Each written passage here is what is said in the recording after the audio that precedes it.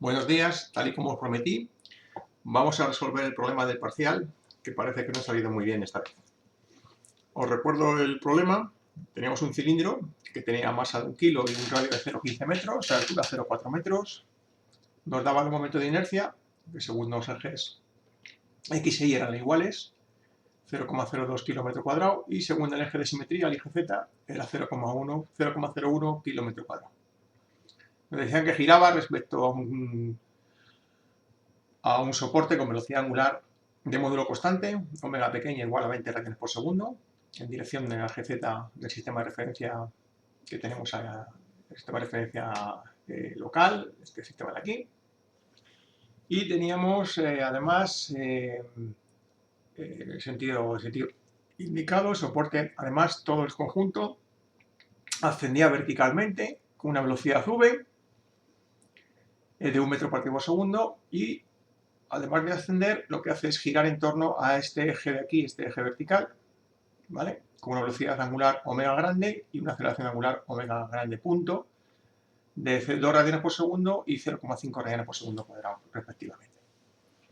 La distancia entre el centro de masas del cilindro y el punto O es L y es igual a 1 metro, y nos piden que en el instante calculemos las velocidades absolutas del centro de masas G y del punto más bajo, P, el punto este que está aquí abajo. La aceleración absoluta del centro de masas G y del punto más bajo, igual que antes, el momento angular del cilindro respecto al centro de masas, variación de momento angular respecto al centro de masas, la suma de momentos respecto al centro de masas y el par vertical necesario para aplicar para mantener el giro acelerado en el soporte. Y ya, por último, las reacciones y los apoyos A y B del cilindro, suponiendo que solo el apoyo A soporta carga axial, es decir, solamente este soporte de aquí soporta carga en el sentido de las zetas, ¿vale? Y solo se tiene en cuenta la masa del cilindro. De acuerdo, pues bueno, con esas premisas nos daban ya los sistemas de referencia. Tenemos un sistema de referencia móvil centrado en el punto G, ¿de acuerdo? Con el eje Y y el eje Z y el eje X pues, saliendo hacia nosotros. Y luego otro sistema de referencia fijo en el punto O. Los ejes son exactamente iguales, en las mismas direcciones, en los mismos sentidos, que el eje del sistema de referencia móvil. La diferencia es que este eje está fijo aquí y este sistema de referencia pues tiene dos movimientos. Por un lado está ascendiendo con velocidad v y por otro lado está rotando con velocidad omega grande. ¿De acuerdo? Bueno, así las cosas, vamos a poner en los sistemas de referencia con los que vamos a trabajar, vamos a poner los distintos vectores que forman parte del sistema. Por un lado tenemos que la velocidad con la que asciende todo el conjunto por este eje vertical, pues las tenemos que descomponer en los dos ejes, ¿de acuerdo? Entonces la velocidad tendrá una componente en Z y una componente en J, que es v partido raíz 2 y v partido raíz 2. De la misma manera, la velocidad angular omega grande, igual hay que descomponerla tanto en el eje Y como en el eje Z. En el eje X no tiene componente y será omega raíz 2, puesto que como el ángulo son 45 grados. De la misma forma, la aceleración angular, pues la aceleración angular raíz de 2 en J, la aceleración angular raíz de 2 en K. El vector OG, el vector que pone el punto G respecto al sistema de referencia fijo, pues si lo descomponemos, esta distancia L, pues tendrá una componente en Y que será positiva y una componente en Z que será negativa. ¿Vale? Entonces me queda menos L raíz 2, L raíz 2 en J, menos L raíz 2 en K. Y de la misma manera, si posicionamos el punto P respecto al centro de masas G, pues el punto P estará a una distancia en Y menos R y en Z, ¿vale? Menos H medios, puesto que la altura del cilindro era H. Bueno, así las cosas, la velocidad absoluta del punto G, es decir, cómo se mueve el punto G respecto al sistema de referencia fijo, pues será, como siempre, la velocidad de un punto desconocido es la velocidad de un punto conocido, en este caso la velocidad del origen del sistema de referencia fijo, más la velocidad con la que asciende todo el conjunto, v, más la velocidad angular con la que rota el sistema de referencia móvil respecto del fijo, por la distancia que hay entre el y G. ¿De acuerdo? Esta u sub 0 es 0, porque es un punto fijo. V sabemos que es 0, v partido raíz 2, v partido raíz 2. Y omega por OG pues será omega raíz de 2, omega raíz de 2, L raíz de 2 menos L raíz de 2. Luego si hacemos el determinante y luego le sumamos la velocidad, pues nos queda que este determinante solo tiene componente en i, que vale -2, y las otras dos velocidades, como v era 1, pues esto sería 0,7 y 0,7 metros por archivo por segundo. Lo siguiente que hacemos es calcular la velocidad relativa del punto P. La velocidad relativa del punto P es, yo me siento en el punto G y veo cómo se mueve el punto P respecto de mí. ¿Vale? Entonces esa velocidad sería la velocidad del punto G en el sistema de referencia móvil, que si estoy sentado en el G estoy viendo todo el sistema de referencia móvil, es 0, más la velocidad angular con la que rota el cilindro en el sistema de referencia móvil, que sería omega pequeña por la distancia que hay entre G y P. Pues hacemos ese determinante, me queda que solo tiene componente en X, R por omega, que haciendo los cálculos pues nos sale 3 metros por archivo por segundo. Con lo cual la velocidad absoluta del punto P será la velocidad relativa, que la acabamos de calcular, más la velocidad de arrastre. La velocidad de arrastre es la velocidad con la que se mueve el punto G, más la velocidad con la que rota el punto G respecto al punto P. El punto P respecto a G. ¿Vale? Sería V relativa más V sub G más omega por GP. ¿Vale? Si hacemos los cálculos, pues nos quedará que estos son 0,93 en I, 0,71 en J y 0,71 en K, en metros por segundo. De la misma forma, podemos resolver las aceleraciones. ¿Vale? La aceleración del punto G sería la aceleración del origen del sistema de referencia fijo, que es 0, más la aceleración tangencial, que es omega punto por OG, más la aceleración normal, que es omega por OG. ¿Vale? Bueno, pues hacemos esto es 0 y así hacemos la suma de estos dos productos vectoriales, pues me quedaría que esa aceleración del punto G es menos 0,5, menos 2,83 y 2,83 metros segundo cuadrado. La aceleración relativa al punto P, igual que antes, nos sentamos en el punto G y vemos cómo se mueve, cómo acelera el punto P en el sistema de referencia móvil, pues sería la aceleración de G en el sistema de referencia móvil, que es 0, más omega punto por GP, como omega es constante, omega punto, esta omega pequeña es 0, y solamente tiene aceleración normal, que es omega por GP.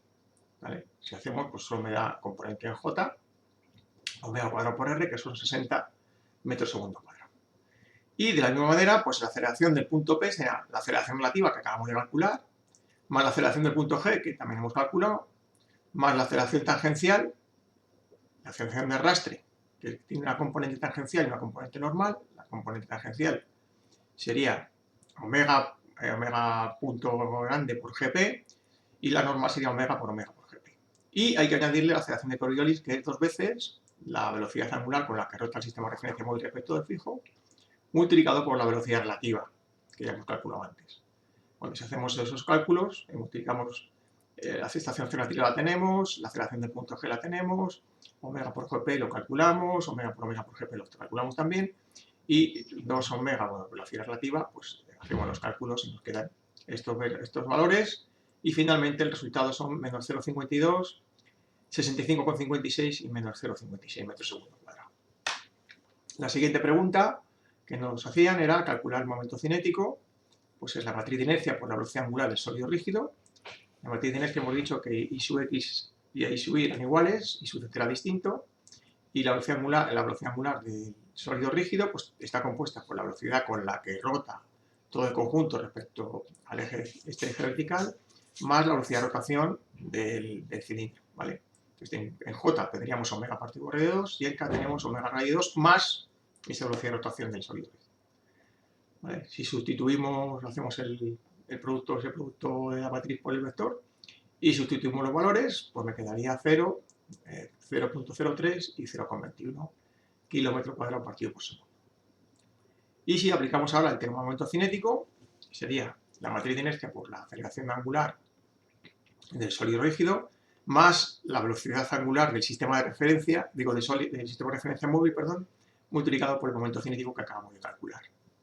Me quedaría la matriz de inercia, que la que conocemos, la aceleración angular también la conocemos, y omega por el eje. Si hacemos la suma de estos dos productos, el producto de esta matriz por este vector, más le sumamos este producto vectorial, pues me queda que esto es 0,26, 0,01 y 0,004 Nm. Lo siguiente que nos pedían era calcular los momentos que hay en G. Entonces tenemos en G el peso no cuenta, ¿vale? Entonces tendríamos las reacciones en el apoyo A y B, la distancia GA por RA, más la distancia GB por RB, más ese momento que me están pidiendo, el momento en el eje vertical, ese momento que hace que el sistema esté en movimiento, tenga ese movimiento acelerado, es un momento en este eje. Lo hemos llamado T, ¿vale? Es un vector T.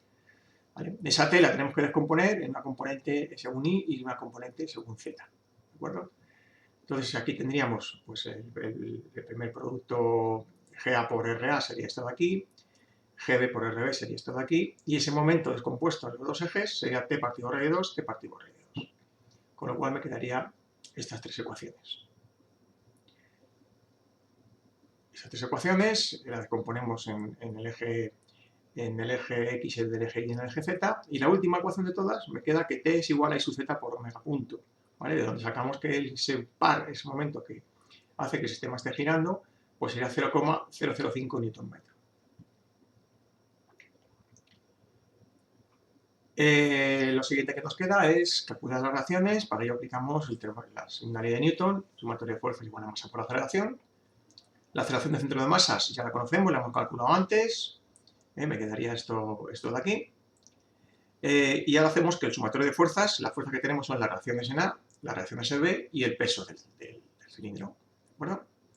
Entonces, según eso, componiendo esta ecuación vectorial en tres ecuaciones escalares, la reacción en X más la de Bx igual a la masa por la aceleración según I, la aceleración en I más, perdón, la reacción en I más la reacción en I de A, la reacción de I en B, menos el peso, la componente del peso, mg raíz de 2 partido por 2, mg raíz de 2, igual a la masa por la segunda componente, que es omega cuadrado raíz de 2. Y en Z, pues tenemos que la A sub Z, porque no, en la B de Z es 0, la componente del peso y la masa por lo que vale la aceleración, en este caso en K, que era omega cuadrado partido por raíz de 2. Con lo cual me queda que de aquí directamente puedo sacar cuánto vale la aceleración de Z, y aquí me quedan dos ecuaciones que junto con las ecuaciones anteriores, las ecuaciones que sacábamos de aquí, estas otras dos ecuaciones, llegamos a un sistema de 4 ecuaciones con 4 incógnitas, ¿vale? Que podemos descomponer cada uno de los valores, A sub X, B sub X, A sub Y, B sub Y, quedarían estos valores, y si aplicamos los valores a cada uno de los parámetros, le aplicamos su valor, pues me quedaría que R sub A son menos 0,26, R sub A sub X, perdón, R sub A sub Y 2,78 y R sub A sub Z 9,9 en Newton. Y para B me quedaría menos 0,24 en X, 1,46 en Y y 0 en Z, como ya sabíamos. Y con esto se termina el problema. Muchas gracias por vuestra atención.